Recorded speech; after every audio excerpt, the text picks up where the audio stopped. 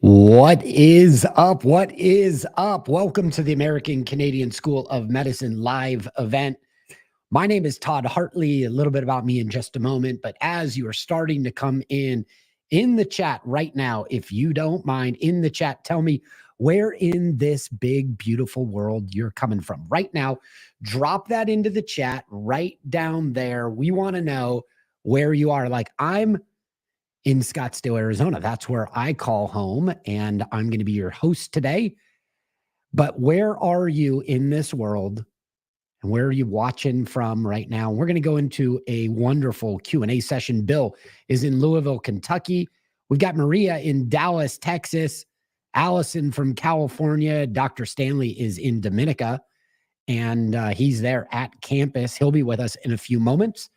We've got people from Alberta and Ontario. The Canadians are in the house. Good to see you guys.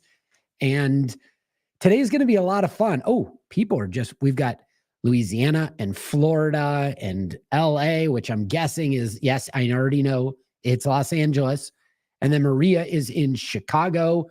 And one of the great things about the world is we could be directly having conversations with students. We love to do this regularly. Today, you're going to be meeting some of the key people on campus that you're going to know for the rest of your life. Like, we believe that relationship is the most important part about your long-term success. And we want to make sure that you have the opportunity to develop a really powerful relationship with the faculty and with students and be able to visualize yourself having that same breakthrough and transformation. So welcome all the future doctors. We are super excited. In the chat, if you could tell me, and even the founder of the American Canadian School of Medicine is going to be with us. Dr. Bhagarpur is in the chat also. He's in New York City right now. But in the chat, if you know already, future doctors, what line of medicine you want to practice or what specialty you're passionate about, drop that into the chat so we can know, because this event is all about you, your passion, your desire and willingness to serve people. And we're going to answer your questions, and you're going to learn about the American Canadian School of Medicine. This is a fully accredited nonprofit university located in the beautiful Caribbean island of Dominica. And it's created by physicians for future physicians just like you, looking to practice within the United States and Canada. Like, look at how close that is to the water. What I would do to be on the water right about now. A little bit about me. My name is Todd Hartley, and I am a special advisor to the White House chairman of the President's Cancer Panel. Have been for the last 2 administrations, got to work on the Cancer Moonshot Project. Started with the previous administration, and we launched it with the Biden administration, and it's super cool to be able to impact lives and to work on elevating patient outcomes. And I know you feel the same way. I'm also a board member of the American Society of Breast Surgeons Foundation. I have more breast surgeon friends than anything else, and it looks like Maria says pediatrics, and Carrie Ann is in Ontario. What specialty are you passionate about? If you have one already and you know about it, put it in the chat. But for many of us, we've been touched by a condition. I got involved with the American Society of Breast Surgeons because 11 years ago, they were the people that stood up and helped my wife. We're celebrating her 11th anniversary of survivorship this month, and I couldn't be more grateful. I'm also one of Tony Robbins's featured speakers. I speak at about 15 events a year. We've got surgery, a surgery passion, a psychiatry passion, a family medicine passion. I love that. We need more physicians serving people like our families. And the more families we can take care of, the more impact we can have in this world. I get to have impact on stages like this in front of audiences all over the world. And the coolest thing for me is being able to serve and impact and have breakthrough and transformation. And that's what physicians get to have and get to experience on a daily basis. So welcome to our event about life as a medical student, what to expect and how to thrive. And in a moment, you're going to meet many of the key people, including the founder that started the campus, and you're going to meet these people and develop relationships that you're going to be able to use for the rest of your life. Now, today's presentation, I'm going to give you an overview on Axum and our mission. You're going to get a day in the life of a medical student, and you're going to hear from medical students. And then on top of that, what is coming up next? Well, you're going to get to meet the founder, Dr. Arvind Bhagarpur, and he's with us right now. Dr. Bhagarpur is not only and if we could bring Dr. Bhagarpur in. Hi everybody. Hi, Todd.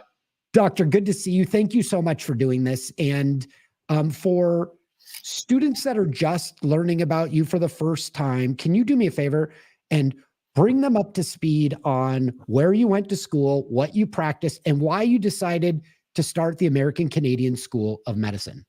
Well, first of all, thank you for everybody joining. Looking forward to meeting everybody, talking to everybody. And Todd, thanks for directing this and the hard work that you do with the cancer panel for both administrations. And cancers affect 1 in 4 Americans, and that work and the work that we do as physicians is to change the outcomes of things. So thank you, and thank you everybody. My name is Arvind. I'm a physician, Arvind Bhagarpur. I went to University of Texas of Austin. I was a minor in biology, and I had a degree in international studies and some humanities. But I've always wanted to go and become a doctor, and went to medical school since a young child. And my pathway is not very different than many of your pathways are going to follow here. I've walked a mile in your steps, and I'm definitely the only person that has graduated and gone on to a Caribbean medical school and then come back and opened one up and provide a different insight into that. And I'll get into that in a minute. But essentially, after I graduated from University of Texas, I looked at my options. I had similar board scores to probably many of you in GPAs, but there's just this limited number of positions, although a lot of us are qualified to become physicians in the United States. So given that I've known people that traveled through the journey that I went through and you all are looking into, particularly my uncle and a few other people that went to the Caribbean, I knew it was a journey that could be done.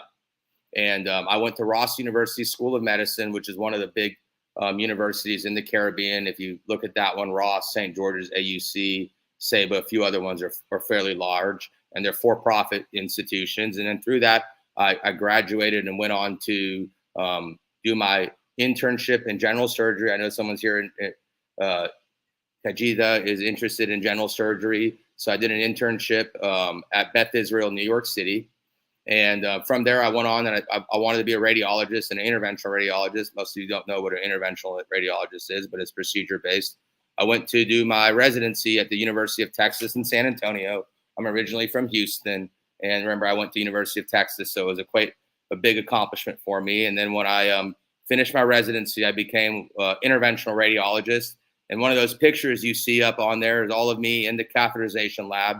And I do catheterization procedures similar to what a cardiac doctor does, or a cardiologist, or a vascular surgeon. I work on people's arteries and veins. I do trauma work. I do stroke prevention, pulmonary embolism treatments. Cancer treatments is my specialty, with hepatobiliary disease in the liver. And I learned an incredible amount. But this pathway that I've gone through wasn't entirely straightforward all the time through. And there's a lot that I learned in the process. And to my good fortune, I've had some level of success as a clinician and in my private practice. And I've always wanted to give back to the region that I came from, most importantly to students, because I have gone through this pathway before. So a dream of mine while I was in medical school, attending the very campus right now that American Canadian School of Medicine operates out of, I sent a letter to my mom and said, I think we could do this better. We can do things that are different. We can make it a lot more like the US and Canadian systems. And it doesn't need to be a for-profit institution. And really the backbone of this should be student success and minimizing student debt and allowing students to get the residency that they want for a school made by physicians, taught by physicians. And really understanding what journey you have in front of you and making that as easily navigating as possible to get you to your residency, which is a job, and get you to be successful in your fellowship if you choose to go down that pathway, and be a great physician, accelerate on your boards, and do really well on your wards. And because of the things that I learned of going through the process for 15 years, if you look at most of us when we go to college, then medical school, right there is 9 years alone. And then next thing you know, if you do the internal medicine, that's 3 more years. And if you go into subspecialty, it could be another 3 to 6 years on top of that. So it's a long journey, but I learned an incredible amount of it. And I'm very delighted today to be able to go through this with Todd and everybody else that's going to be on this call, Life as a Medical Student, and what it really takes to get there. And one of the things that I want everybody to know is that you don't have to go through this journey alone. You guys are heroes. You're going to become leaders in the field of medicine. We saw how important this was during the COVID pandemic, and where there was a real lack of human resources. And there's no reason why, if you want to become a physician, that you can't achieve that goal. And we're here to guide you through that pathway. And I'm so dedicated to this that, any of you could have my cell phone number. You can contact me at any time that you want to just talk about, hey, I'm thinking about going to DO school. My brother's a DO doctor. I can talk to you about that. I'm thinking about going to another Caribbean school. I can talk to you about that. I'm thinking about entering medicine, or I'm at an early stage or later stage. I struggled on my MCAT. I didn't. Anything, even going out into private practice many years later, how to get through the match program and all those things. So what we really have created here is the very first nonprofit medical school in the Caribbean that puts students first and your success first over any sort of profits that an institution wants to make. What you're used to as we went through college is what we created. It's not dissimilar to what you would get in the United States or Canada, but it's markedly new of what is available to you at the Caribbean. And our singular goal is to really make sure that you are successful and able to get through this process without having to worry about other things, and have a guide and mentors such as myself and other physicians that have been through this and take you down this journey. That's an incredible one. Dr. Baggerpour, this is really a unique opportunity for future students. Like, I can't think of another school. It's not UCLA or University of Michigan School of Medicine, or you name it. I don't think Duke gives out their founder and CEO's phone number and email address. And what I love about this is, if you really want to become a physician, proximity is power. The closer you get to the people that are running the facility, the better the outcome, the better the relationships and development and success will be. Proximity is power. Dr. Baggerpour, thank you so much for joining us. And I think for everybody, this should be a key indicator that this is a unique experience that you can only get in an intimate medical school that's going to put your needs and your best interests first. And Dr. Baggerpour is going to answer questions later on. So don't hesitate. Think about your questions. For those that want to meet him, we'll put up the phone number again and his email in a few moments. And I know he's got a particular passion in future students. You're definitely going to want to talk with him. Now, we're going to have Kerry James join us, and Kerry's going to be with us in just a moment. And, oh, maybe he's here. All right, let's do this. I've got the president of Axum with me right now. Kerry, welcome to the live event for future students. Thank you for having me, Todd. Excited to be here. My name is Kerry James. I'm president of American Canadian School of Medicine. My background, I worked actually as vice president of operations of one of the largest medical schools in the Caribbean. Was there for 16 years.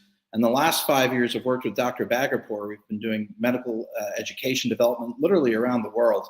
And we actually helped Dominica with COVID relief, and really helped have better outcomes for the nation, did a lot of training, did a lot of donation of everything from vaccine freezers to testing, to the expertise of our teams to get Dominica ready for that. I think we made great inroads with the Ministry of Health. Certainly, we knew the government well from years before, but I think they saw our interest in our care for Dominica, that we decided to open a medical school in Dominica in conjunction with the government. So we're in a public-private partnership, and we have a social mission, which I'm going to tell you about, which I think is very unique. There's only one other nonprofit medical school in the Caribbean. That's the University of the West Indies, with campuses in Jamaica and Barbados, Trinidad. And they're really focused on producing physicians for the region.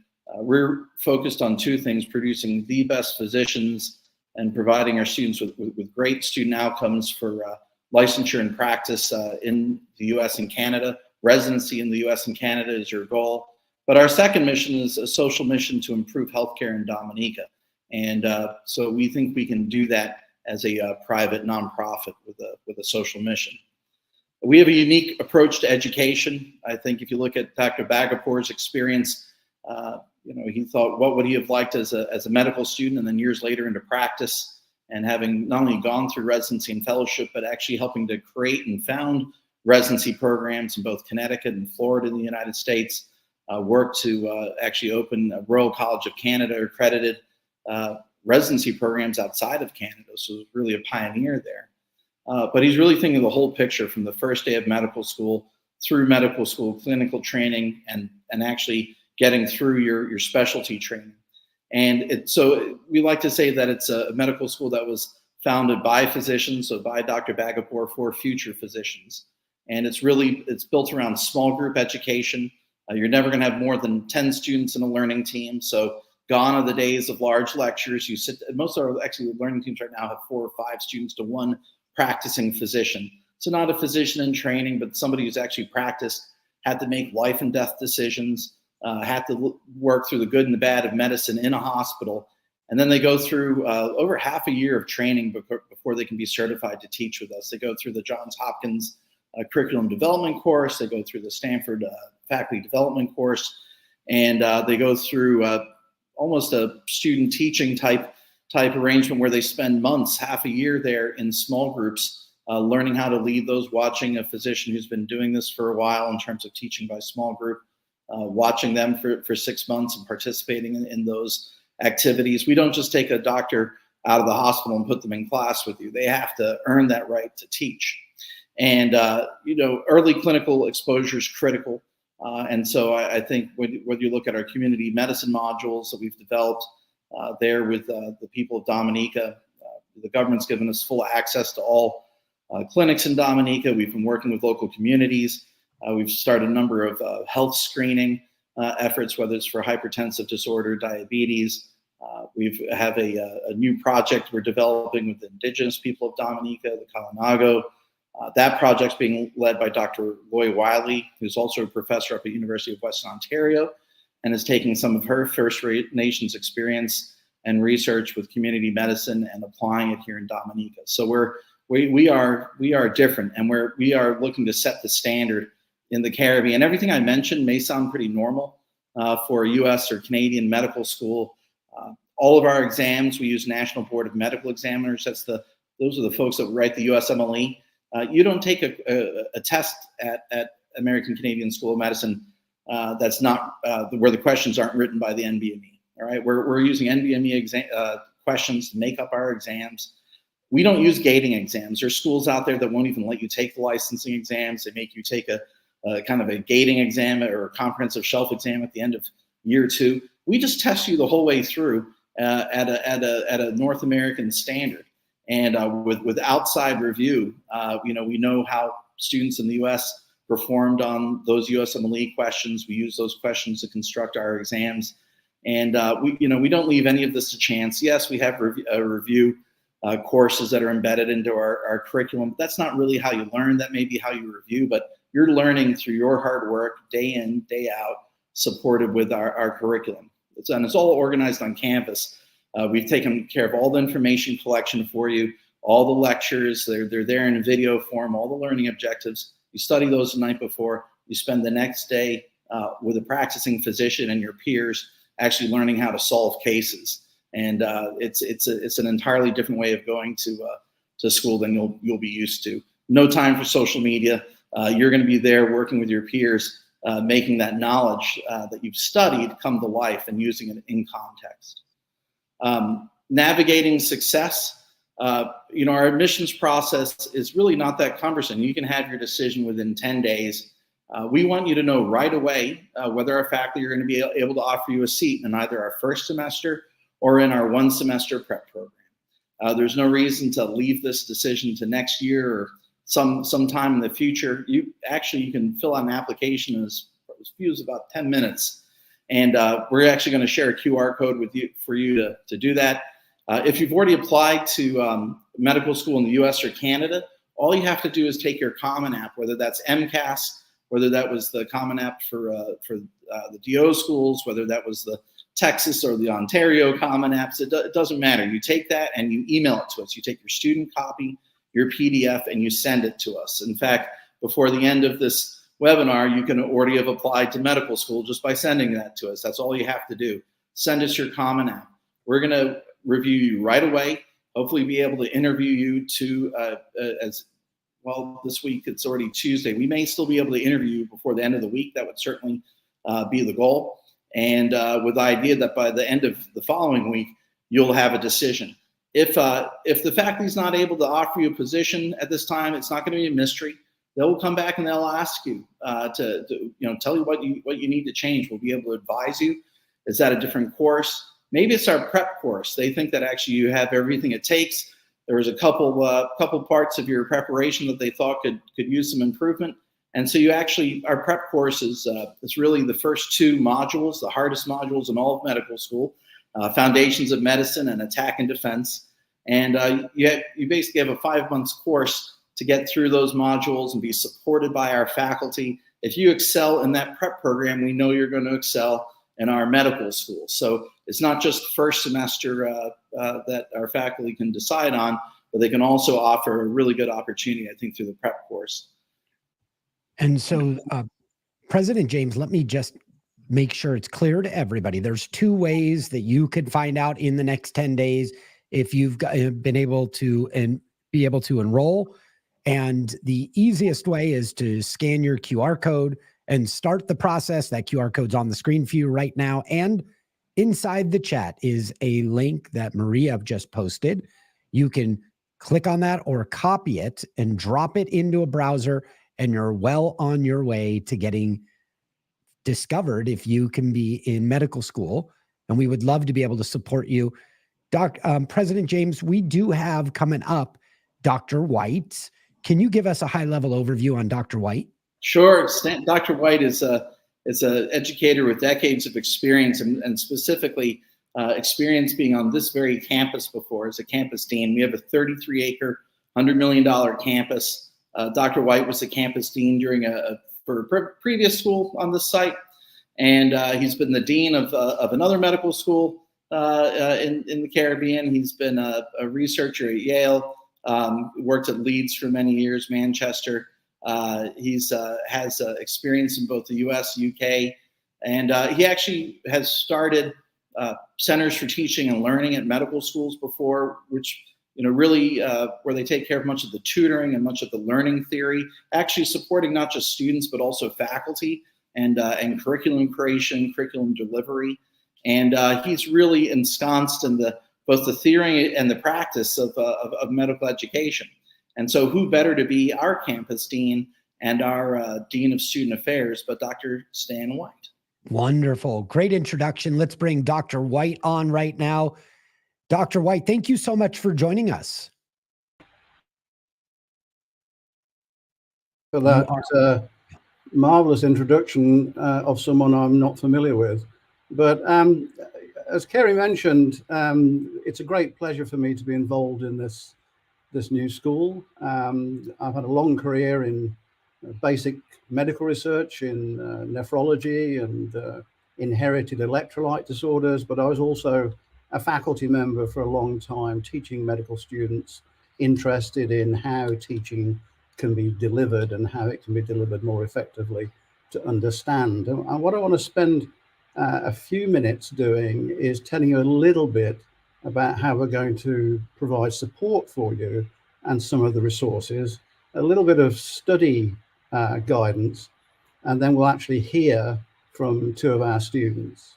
So from the moment you get your acceptance, we adopt a proactive network of academic and non-academic guidance and support. And we do that through two integrated offices. The Office of Student Services, which is under the direction of Dr. Parvin Bagapour, that is a relation to the CEO, as well as Student Affairs, which is what I direct. So through that process, all the way up to arrival in Dominica, you'll be kept informed and updated through a series of pre-arrival online information seminars, giving you important information and updates on policies and procedures. Student Services facilitate the processing of your student visa with the government of Dominica so that your arrival in Dominica is as smooth as we can possibly make it. On arrival and after settling into your housing, you'll attend an organized orientation session on campus where you and your families, if they're accompanying you, will learn about the overall academic plan for the year. You'll be introduced to the faculty who will be teaching you various campus resources, student policies and procedures, as well as academic and non-academic student life opportunities that make Axon unique, so as to prepare you for the start of classes on the following Monday, following your white coat ceremony on the preceding Friday. Now, as a student, you'll be able to take advantage of our student wellness program in, as the name suggests, emphasizes well-being. This involves licensed mental health counselors, as well as the Student Learning Center, which is under my auspices, which offers a variety of resources to help all students in their studies and coordinate academic support through faculty group leaders, the teaching faculty, your colleagues through peer tutoring, and a variety of regular additional study workshops. One of the important features of the teaching and learning structure at Axon is we like to integrate our new students into the academic and social fabric of the institution. We aim to create an inclusive and supportive environment that empowers all of you to succeed academically, as well as socially on campus and off. New for this year, we're introducing a student ambassador program. Senior student ambassadors will play a leading role in greeting you on arrival in Dominica and throughout the orientation program and thereafter, helping you in your months in the first year understand our policies and practices and facilitate your integration into the academic and social fabric of the school. So, having spoken a little about the support systems and resources available, I'd like to move on to a little bit more specific advice about time management and study strategies. The volume of information that you'll be expected to know and the pace at which you'll be learning it are going to be much larger and far quicker than you're probably used to in your undergraduate programs. It's the same in every medical school. Now, this is often a shock to new medical students and may in some cases become overwhelming. I'm sure you've all seen these drinking from a fire hose meme on the internet. The first 2 years of our program run fast. And at the end, you must successfully sit for the USMLE Step 1 exam in order to progress to clinicals. And our job on the Basic Science campus is to help you succeed in that purpose. In general, there are a number of tips for success.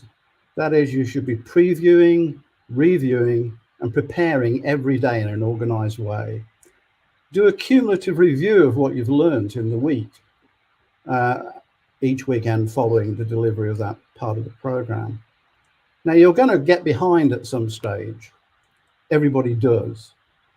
But try and stay current first and catch up little by little when you find pockets of time that become available. And I'll talk a little bit about time in a minute. Try to learn and identify high-yield information. And this is where your relationship with the teaching faculty becomes paramount. And fit the tasks that you've got to do into the time you have. That is, manage your time. Now, research suggests that when you're learning new information, in order to retain that information, you should try following a continuous review timeline. So you review what you've done within 24 hours of encountering it, review it again, maybe 3 or 4 days later or at the weekend, and then leave it for about 2 weeks and come back to it again. Now, giving yourself multiple exposures to the material over spaced intervals with a fixed test goal in mind has been proven in numerous studies to be an effective way to learn. It's called spaced repetition, for those of you who might have heard of it before. And this can be done through using things like flashcards, like Anki, to help memorization of facts, or spaced retrieval practice, answering MCQs in a systematic way to help understanding concepts. An additional approach to spaced learning is what's called interleaving. And that means mixing up similar but related concepts rather than handling different concepts in discrete blocks. Now, mixing concepts may seem counterintuitive at first, but actually the evidence suggests that it has value. Interleaving helps students learn to differentiate between concepts that may have very subtle differences. And that's all important in learning how to answer difficult, clinically orientated questions. It also improves long-term retention of knowledge and skills. Now, amongst the resources that we give you Lecturio, we give you Osmosis, we give you Amboss, and we give you TrueLearn. All of those platforms are integrated into our curriculum and all include spaced repetition and interleaving as part of the test prep features. I also wanted to just reinforce what Kerry mentioned. We provide further support for you in preparing for USMLE Step 1 because we use National Board of Medical Examiner questions. This prepares you for our own summative assessments, which of course you do have to pass while you're here. Now, NBME exam questions are written by the same experts that write the USMLE Step 1 questions. So in each module, there's a practice exam that helps prepare you to take the NBME assessments at the end of each module. So I want you to be realistic. Adjusting to the new demands of medical school can be tough. It might take a few weeks or even months to get the hang of your new schedule and the demands on your time. Try to monitor what is working and what is not, and be sure to modify accordingly. Become what is known as a self-regulating learner. It's my favorite catchphrase.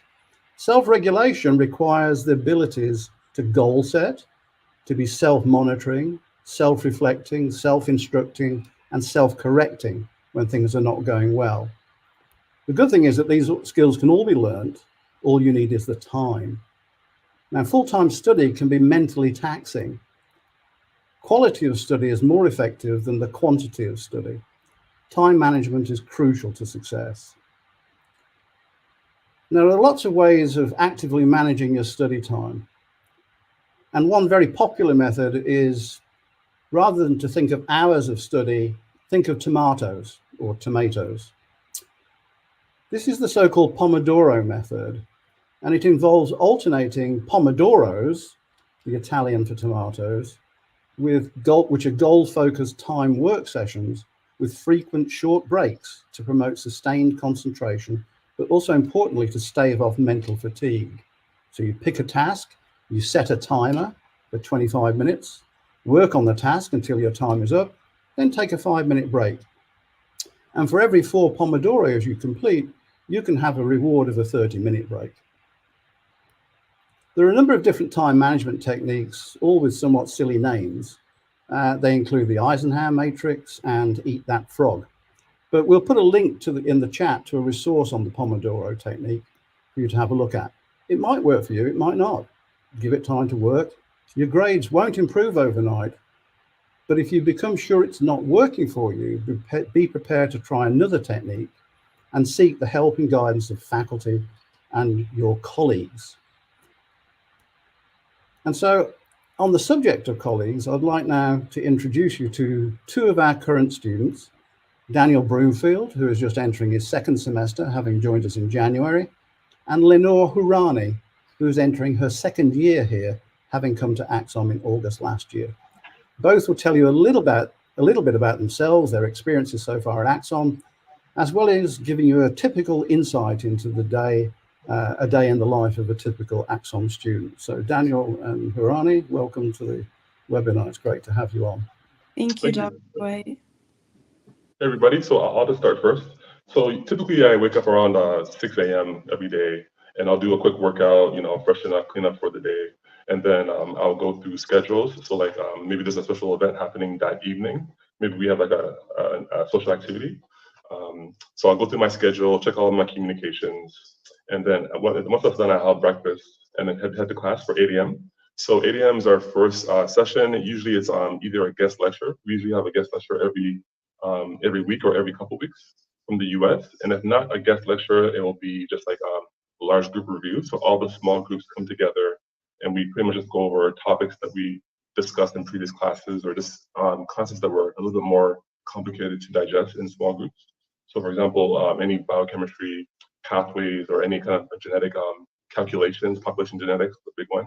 So we'll go through that stuff at the 8 a.m. session. And then usually we break around 9 a.m. We have about a 15-minute break before we go to the small groups. So we break into small groups, usually 5 to 10 people, students in each small group. And we'll just go through case studies as well as having lectures for those case studies for the day. And that typically goes from about 9:15 to about 12 p.m. It can go longer on some days, but typically it's until about 12 p.m. And then we'll break for lunch for about an hour. Some students stay and have food in the cafeteria. I live pretty close to the campus, so I usually just head home for lunch. It's about an 8-minute walk for me. And then we get back by 1 o'clock, and typically we have either anatomy or we'll have ICM, which is an introduction to clinical medicine. It's just kind of similar to doctor-patient relationship. And we'll just either go through anatomy structures, or we'll talk about like how to interact with patients. And this will probably go till probably, let's say, 2 to 4 p.m.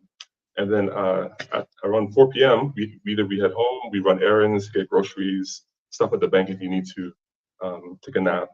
And I'm usually studying probably around like by 5 o'clock p.m. I'm studying. And then from there, I'm going for the rest of the night, just studying and going over things for the following day. Lenore, anything you want to add? So that sounds pretty similar to my day. I also wake up at 6, but I'm not as ambitious as you. I don't work out before class unless we have a study morning. I like to go to the gym. So if I do work out, it's usually in the evenings. But if I go in the mornings, it'll be on the weekends. I'll get up, get ready for school. If I'm feeling like having breakfast, I'll have breakfast, or I'll pack like a snack to have once I get to school. I like to get to school a little bit earlier, maybe like 30, 45 minutes before a lecture starts, just so I can review my notes, go through anything out from the day before for that day, just to mentally be prepared and know what to expect. Throughout the class day, I think Daniel pretty much covered it to a T. After school, I'll maybe take an hour, just do nothing. Maybe like call my mom, call a friend, just be on my phone. And then after an hour, I'll start studying. I like to so we have pre-work each day for the next day. And we also, just as Dr. White mentioned, the resources we have with Amboss, Lecturio, TrueLearn, all of those. I like to go through the work for the next day, look at each topic, read through, try to answer questions. And I think that's the best study method for me, as I complete the cases we're given for the next day. I'll take a break, make dinner, have dinner. And then if I work out that day, I work out that day. If not, once I'm ready to go to bed, I'll just continue reading through, watch videos, osmosis videos, things like that, and then start all over the next day. All right. So the two of you, it's just a great opportunity for future doctors to get to learn what your day is like so they can picture themselves. What is the benefit of a small, intimate classroom for a student compared to going to a factory school in the States? Something I personally really appreciate about that is our relationship with our professors. We're able to sit and speak and have a conversation with our professor rather than being talked at. We're speaking with them. So if I am like confused on a certain topic, or I just want to make sure I've really understood the pathophysiology for this one disease. I'll ask if I can repeat it back. And then if I'm missing something, the professor is able to correct me and we're able to move on. Or if one of my classmates has a question that maybe I didn't think of, but is a really helpful question, I'm able to get a lot of benefit from that as well. Yeah, that's so cool. Yeah. Daniel, I see that you're from Canada. How many days in Dominique are you shoveling snow? 0. Right? 0 days, yeah. Major life improvement. You guys, it's awesome to have you here. Thank you so much for joining us. And President James is going to join me in just a second. We're going to go over this roadmap is like, and what your years 1 through 2 is how that's going to play out.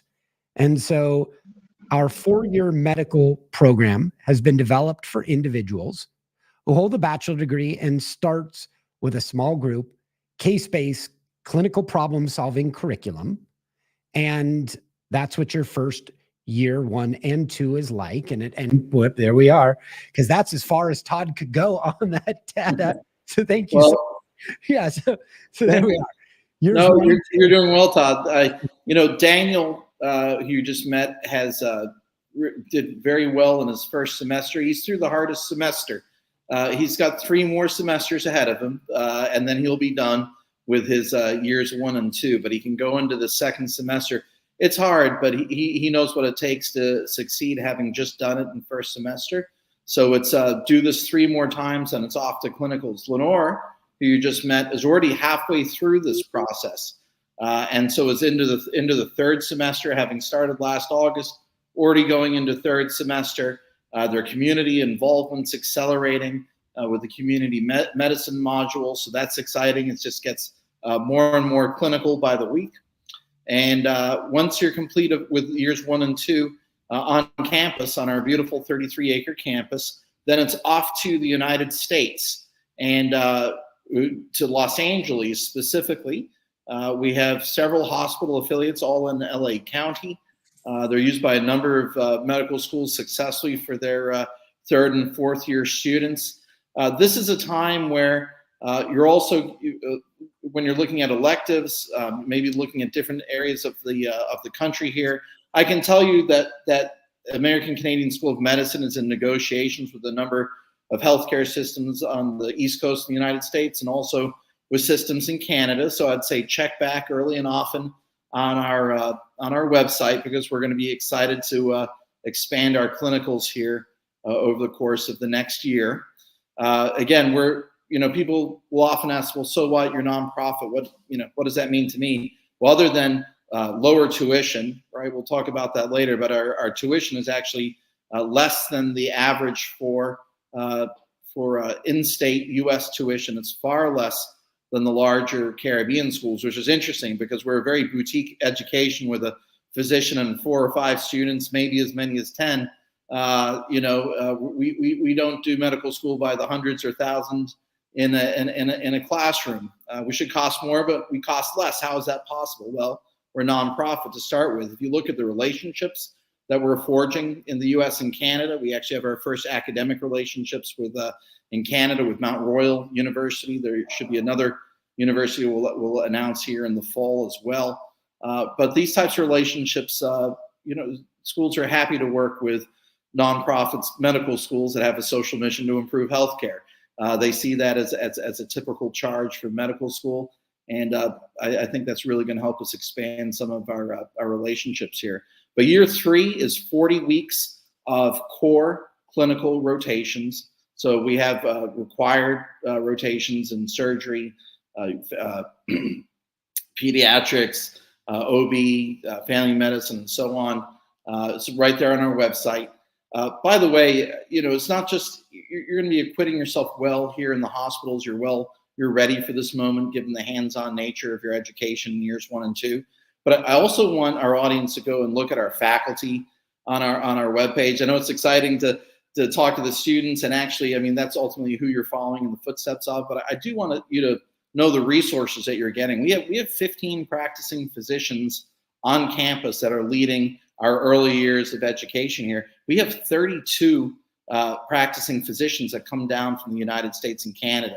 And look at where they're coming from. They're coming from Ivy League schools. They're coming from flagship major state institutions. They're coming from leading schools in Canada, from different schools supported by their provinces.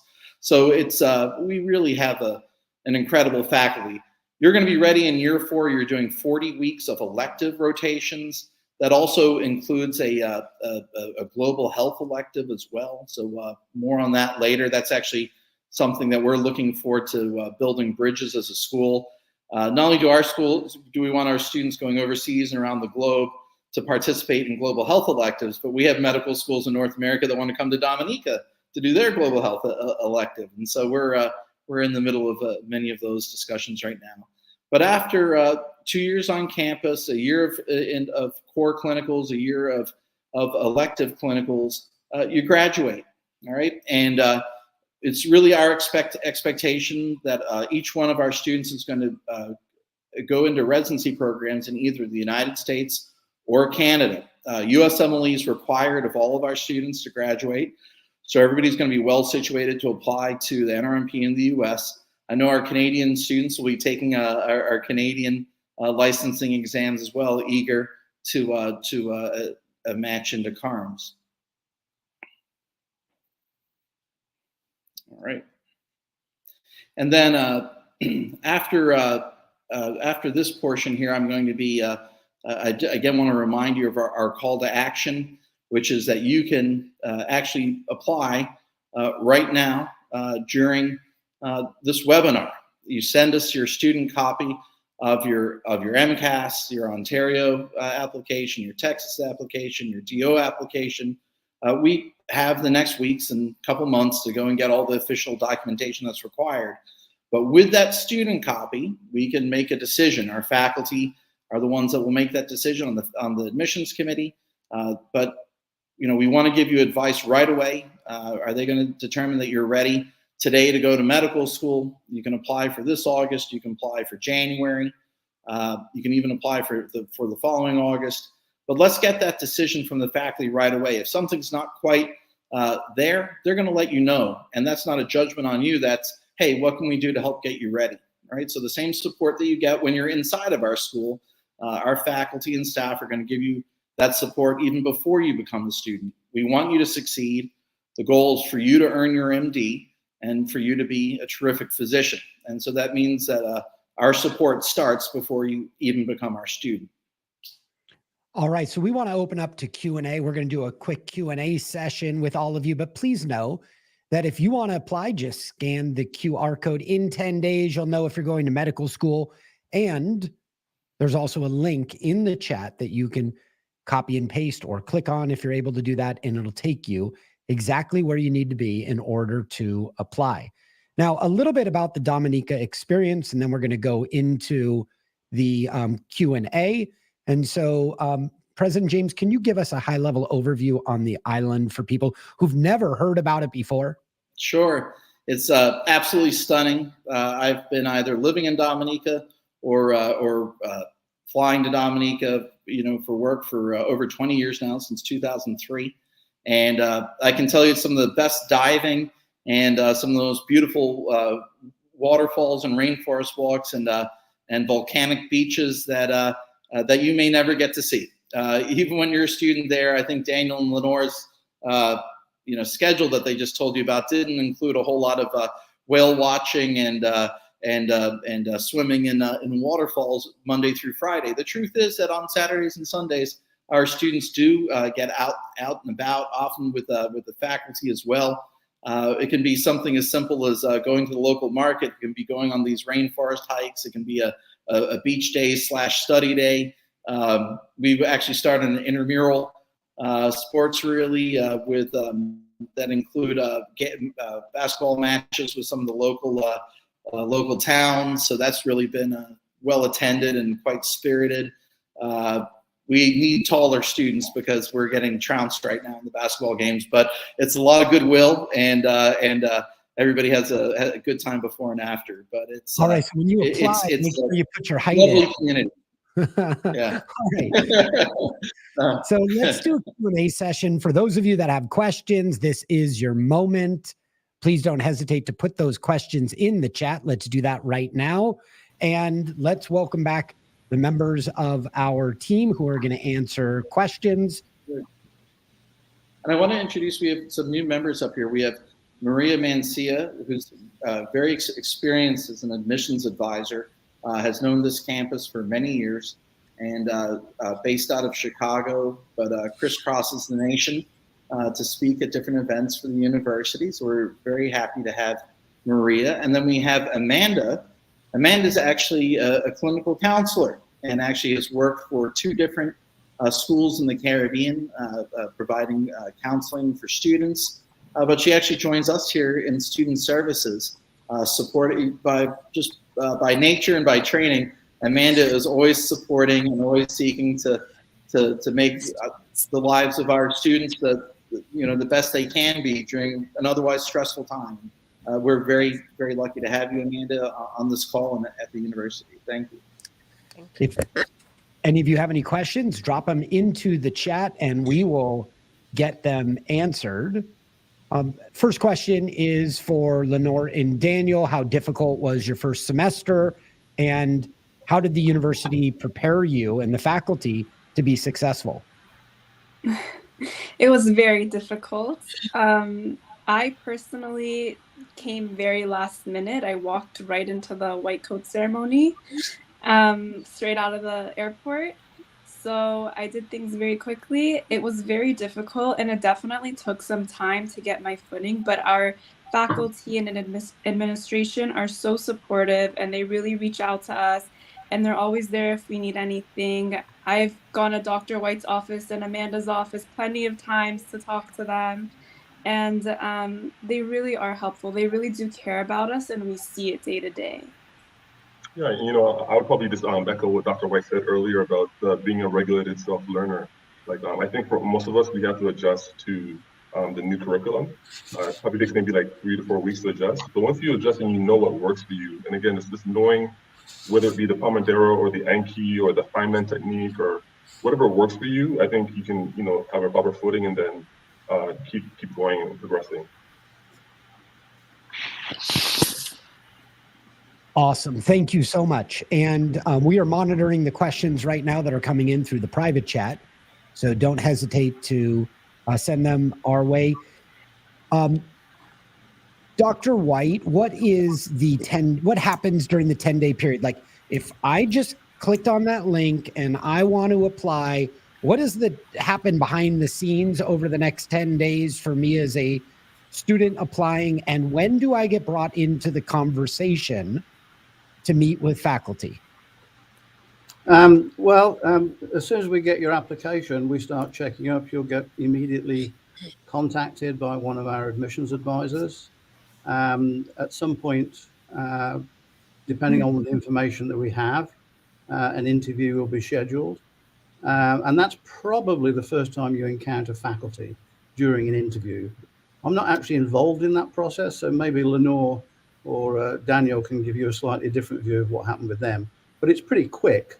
And I think, as Kerry said, if we get applications in today, then, theoretically, you can join in the August semester. Wow. So, Lenore, do you want to say anything about the process that you experienced?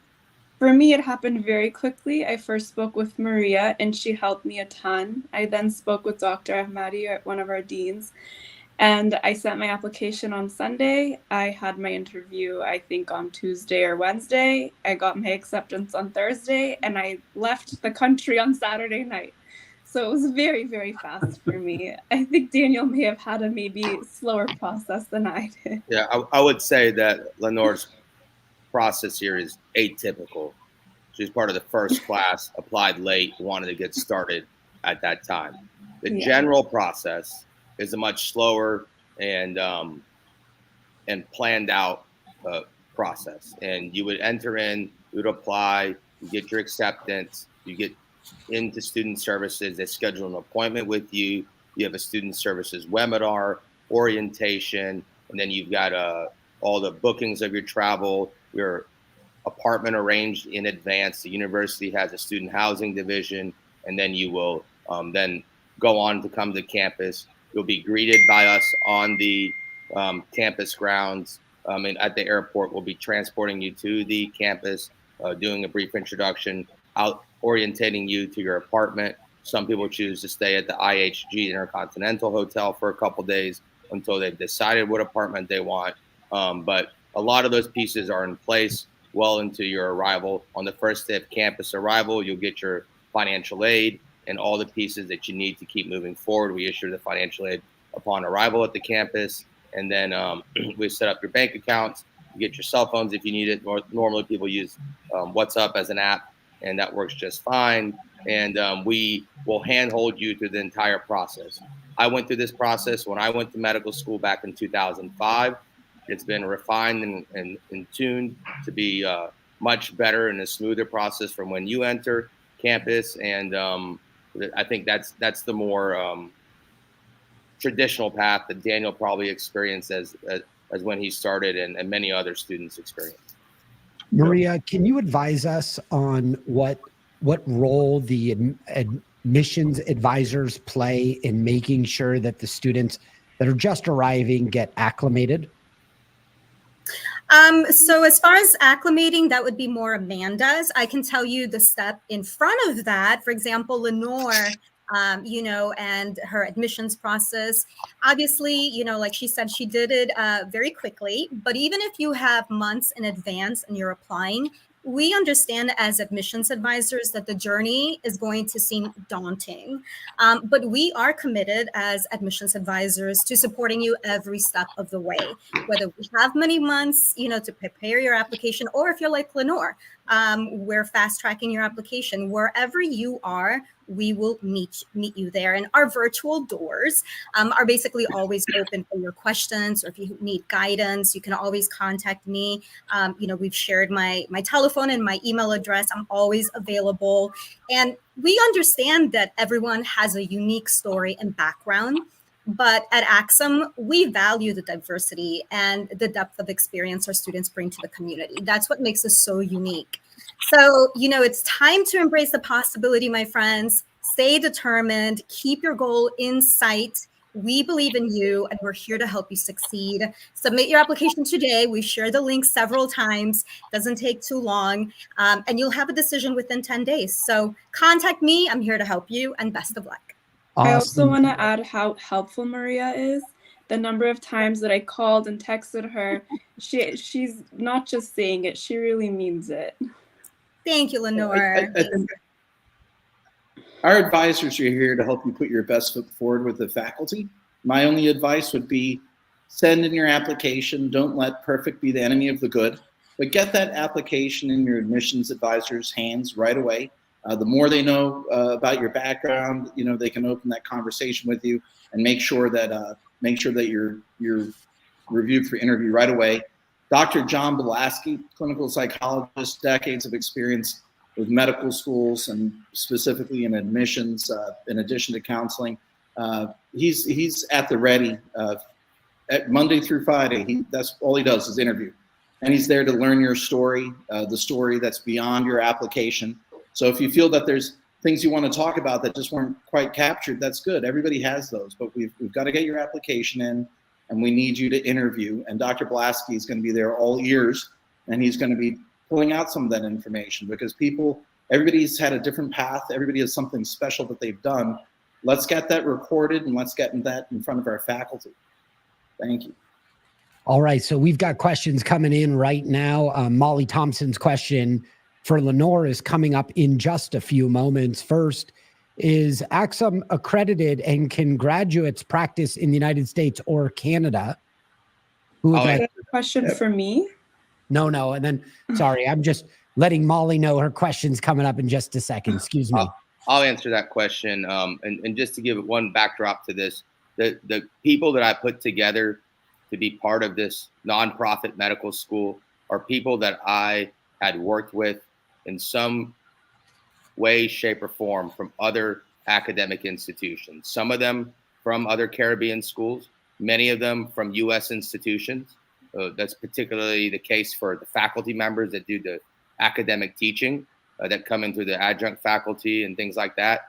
And they're all passionate about what we're doing. And that's why they're involved, because this is a drastic change from the way that other Caribbean schools are run. In regards to your question about accreditation, yes, we're fully accredited. We're accredited by not just one, but 2 accreditors. Those accreditors are recognized by what's called the WFME, the World Federation of Medical Educators. So if you want to enter into the United States for or even have the ability or in Canada to take your USMLEs, which are your United States medical licensing exams, or your Canadian equivalents of those, you have to have accreditation by a sponsor that is recognized by that entity I just mentioned. There's a lot of acronyms here, but the WFME, which the ECFMG, a lot of things here, but they basically are called the Education Council for Foreign Medical Graduates. Essentially, they have to recognize your accreditors through some other parties. And we have both accreditors recognized by the ECFMG, and we have what's called a sponsor note. That's critical. There are other Caribbean schools that do not have these accreditors or these sponsor notes. The other thing that's important to say is that we don't only have provisional accreditation, we also have full accreditation. So some schools, they get what's called provisional accreditation until they are able to prove that they're excellent at what they're doing. We've received the provisional accreditation from one accreditor. That's just the way they do it. But the second accreditor has studied our entire process, the clinical sites, the curriculum, all the things, and they gave a full 5-year accreditation. If you look at the other Caribbean schools, none of them, to my knowledge, have 5 years on their accreditation timeline left right now. And this leads to our excellence in making sure that the university you attend has the pathway for you to get your clinicals in, as well as your licensing exams. And even more importantly, things that other universities can't really coach you about, but I'm coaching you, is your state licensures. Every state in the state of the United States, in addition in Canada, they have different licensing requirements. Yes, you get your national board exams done, but you have to then apply for state licensure, and each state is different. And we also have the ability to place all our physicians that graduate from our university into every state and have their license to practice there. I went through this as a problem. Again, I created this university so you all would not go through the same things I went through. I had a problem in the state of Texas achieving my state licensure. They would not give me a state license because I graduated from Ross, and there was one of my clinical rotations that was not done at a approved clinical site. It was done under an umbrella of something else. And what that means is every place you do a clinical rotation at, it has to have a residency program. Not just enough in general surgery, but if you want to do a surgical oncology elective, that place has to have a surgical oncology fellowship. So you won't fit into any of those pitfalls at our university because I've already been through it, and I can assure you I have something like 15 state licenses spanning from Hawaii to Texas, Florida, New York, and everywhere out in the middle of the country. So I've been through this over and over again. And when we created our pathway and our accreditation, we didn't think about just you taking your tests or taking your board exams or going to the clinical wards or your residency. I've thought about it all the way through until you are practicing medicine and have your state licensures. And these are things that, unless you've gone through this system and walked a mile in our shoes that we're doing, you wouldn't know. And so I want to make sure that you don't even have to worry about these things. And when we created it on the backbone of an excellent program with top accreditation. To have a conversation with Dr. Bagherpour, the founder of the American Canadian School of Medicine, his email is on the screen and his cell phone. I can assure you won't have another opportunity to meet the founder of any other medical school. Let's make friends in high places. Remember, proximity is power, and we want to make sure that you have a powerful experience going through medical school. Now, a couple questions came in, and then I'm going to go to the question for Lenore and Daniel. When should I submit my application? Well, the deadline for the fall 2024 semester is July 1st, 2024. However, students who submit their applications earlier are likely to get preferential admissions than those who apply late. Just keep that in mind. And the question on the table for Molly Thompson, future doctor in the house, Molly Thompson, excuse me, is for Lenore. And we'd also like to have Daniel chime in. Why did you decide to go to a Caribbean medical school as opposed to one in the US? We'll start with Lenore. So Caribbean medical schools were never on my radar. I never, ever even considered it. I was studying for the MCAT. I wasn't planning to apply until this cycle, so right now. I came across the school online. I realized that I was able to start immediately, cutting out 2 years of waiting and applying and trying to see what would happen. After speaking with Maria and then Dr. Ahmadi, I realized that truly it seemed too good to be true. Everything seemed incredible. I checked out every single accreditation. I asked for contacts. I spoke with anyone I could. I got advice from my own family and friends who are physicians. And every single person said it was too good to be true. And I, at that point in time, had nothing to lose. Wasn't planning to apply until just a couple months ago. And so I got up and came to see for myself, is it really too good to be true? And every single thing, one by one, our curriculum, our faculty, our administration, our activities, our clinical rotation sites, the connections, the visiting faculty, every single thing has been above and beyond that. Even at this point in time, if I wanted to leave and apply to an American school and start all over, it's not too late for me. I would really not have lost anything. Even my financial input for this year was not very high. But I don't want to do that. I'm loving being at Axom. I would do it all over again if I could. Yeah, and I totally agree with Lenore. I think the plan for most Canadians and Americans is not to be in the Caribbean, but Axom's been a great experience for me as well. And just that's the question. I think for me, it was just like, it's just really hard to get into Canada. I'm from Ontario.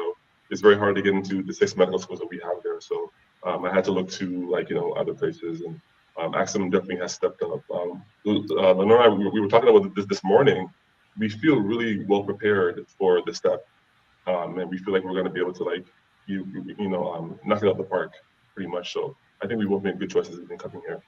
And also, I'd like to add that the way that it was presented to me, that I am really seeing myself, is it's not a Caribbean school. It's an American school or a Canadian school that's simply located in the Caribbean. And speaking with friends and speaking with the visiting faculty and anyone that comes, we seem to be really competing with the Ivy Leagues.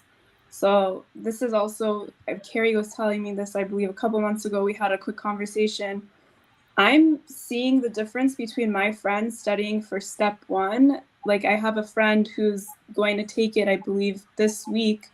And he goes to a DO school in Arizona. And the way that I'm studying, I'm at this point when he's about to take his exam, I'm teaching him things. So I'm very, very happy with where we're at school. It's so gratifying to hear, Lenore. We always decided we were never going to operate as anything other than a fully accredited school. And we opened with full 5-year accreditation. What we told you when you started, we didn't say one day we'll have accreditation, or we hope you'll be able to take U.S. licensing exams, or maybe one day you can apply for residency. That was our promise to our students from day one. And that's how you started medical school, and it's how people that start this August are going to start medical school. And I'm gratified to hear that all those exams you are taking that are entirely written by with NBME questions seem to be, you're keeping track. You know how you're performing on these national questions, right? On the NBME questions. So we're not leaving your USMLE preparation to chance. Every single module, when you pass that module, that you've just have what it takes to pass the NBME, which is true. Carrie, just to reinforce what the students are talking about here, can you just briefly, very quickly tell us about what the faculty go through for their training at Stanford, for the development courses in Johns Hopkins. Absolutely. A lot of our curriculum Yeah, is based on the information, the premier institutions. That's why we're able to, the students are able to say, hey, I feel confident against my counterparts in the United States and in Canada that I'm doing well.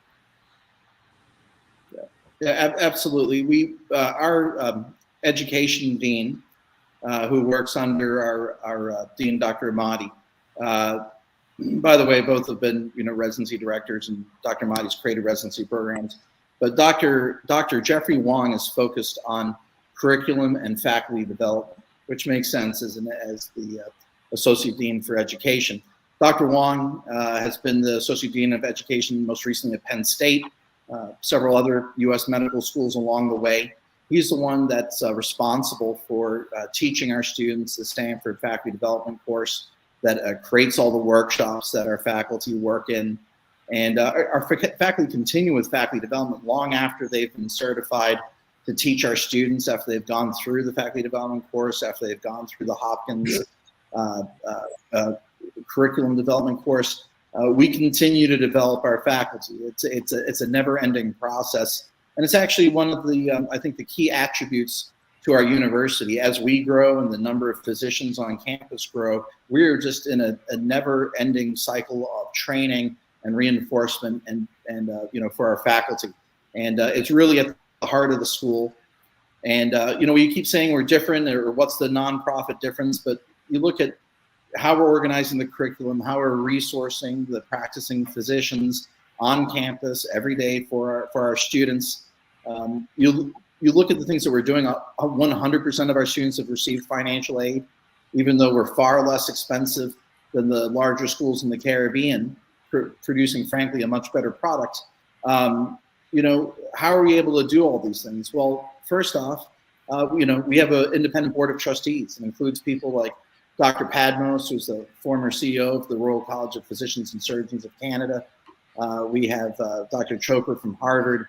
We have any number of just amazing dignitaries. Dr. Sokol, who's led Wayne State for many years, their medical school. We have an independent board of trustees. We're not answering to Wall Street. We're not answering to a venture capital firm. We're answering to clinicians who have led major U.S. and Canadian institutions. If I may also add, that's our our faculty difference. care about us. Lenore, what you were saying? Sorry.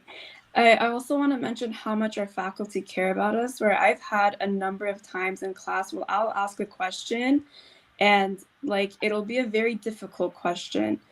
But instead of saying, I don't know, or brushing over it, I'll take extra time after class. My professor will take extra time after class, sit with me and try to figure it out. I've had a number of times where I've asked the question and then later that night, my professor will message me with an article or an answer, an explanation and say, I think this would help answer your question even better. So they're going home and thinking about our questions and looking for ways to prepare us even better. It's seeing how much they care is a big deal. I think to mention that we actually have group chats with all our professors. So yeah, we do. Our class has a WhatsApp group chat, and we can like Lenore's mentioning, we can share articles back and forth, and they can answer questions while we're studying homework. So it's a really good experience. Yeah. Well, your future starts right now. You can scan the QR code on the screen, and in the chat, there's a link for you to click on. And please know that you'll find out within 10 minutes, 10 days, excuse me. That's the fast path. Within 10 days, you'll find out if you got accepted into medical school, and you can start planning for what this next amazing chapter in your life is. Do we have time for a couple more questions? Sure. All right. Yep. Perfect. What am I getting a degree in? I saw that come in the chat. Who can clear that up? You're getting an MD degree, medical doctorate. That's it. That's our only degree that we teach is the MD. And do you have a faculty student mentoring program? Yes, I'd love to talk about that because that's something that's very important to me. As you can see, during the first year of their medical school. They have direct relationships with their faculty that are working on the island. But in addition, as we have expert faculty from various universities come down and they're part of our university, for instance, students from faculty members that teach at Yale New Haven or at University of Wisconsin, or graduates from those places come down on weekly or every 2-week rotations, and they teach on expert topics. One of our students then went on her summer break and did a kind of an observership at an early stage, but very, very involved, and got to be really involved in procedures and almost surgical type care stuff. So that applies. As the students get into their second year going towards their clinicals, they get assigned a mentor in the field that they're interested in. That's a physician, and that mentor will be someone similar to me, depending on the field that you want to go into, and they'll guide you through your clinical experiences. There'll be a person that you can call and reach out to. They'll then help you when you're looking for your electives to get into. Maybe you want to be an OBGYN, you want to do some additional OBGYN rotations at a visiting sister institution anywhere in the United States or in Canada. We'll help arrange those things for you. And then when you apply for residency, we are there as part of your team when you're applying. We're not just passive like you see at the other universities, because we're a small body class size and we're a school made for physicians, by physicians. Our singular goal is to get you into residency that you want to go to. So people like myself and other faculty members, many of which are associate program directors or former program directors, will be reaching out to those residencies for you and vouching for you. And that goes a very, very long way. When someone picks up the phone and calls a colleague that they know and says, Daniel or Lenore, they're an amazing medical student, they're going to be an excellent member of your team, that is what is like going to get you that interview. And then when it's time for them to make the match and pick you, we're going to reach back out to those people and we're going to guide you to it. We're going to ensure that you have an advocate on your side to get that job that you want. And that advocate is going to be a practicing physician in the US and in Canada going and helping you. Our Canadian students are going to have additional help in regards to their Canada work, because they have Canadian doctors and Canadian board members going out for them. And likewise, our US ones will get their US doctors and US board members and people like that going out of their way, because our singular goal is your success. We're not going to shareholders and publicly traded companies like some of the many schools are in the Caribbean. We're not owned by a private equity firm. Our singular goal as a nonprofit is producing high quality doctors that are going to be our colleagues and our friends forever. And it's my privilege to be able to do this. And I'm very excited about that and doing it. And long story long, mentorships are there. Yeah, it's so nice. I mean, you just don't see this very often. This question, I think, is for Amanda. Any advice for students with families that have kids? Is it safe for kids? And give me some feedback on that for us. Compared to going to school in the U.S., we have concerns. What is safety like there in Dominica? Okay, so Dominica is actually one of the safest Caribbean islands. So let's just put that out there first off. Schools, we do have quite a few options for schools for students. As a matter of fact, some of our faculty members have students who are currently children who are students in elementary school right now, and they are enjoying it. The schools are very safe. There's no worry about mass shootings or school shootings or none of that. It's also high quality education as well. As a matter of fact, one of our faculty members, son, one of them, just completed his grade 6 national assessment and got a scholarship, doing really well and excelling. So if you have any children that you're coming in with, please let us know, and we will help to connect you to the schools in your area, give you a few options, private versus public schools, but they're all very good quality schools and very safe. What an amazing experience that would be, to be able to remove your children from a place that may not be safe and have them have a completely different life experience. That's beautiful. Thank you so much, Amanda. Future Dr. Joshua asks, where would one complete their residency after they got their degree? Now, I know this came up a little earlier, but I know it's a question that everybody's going to be wondering. Who on the panel would like to answer this question for future Dr. Joshua? I think I would, because I'm the person on this call that went to a residency. out of here. So you can apply to every residency that you want. You will qualify under their accreditation guidelines for anybody that you want to go to.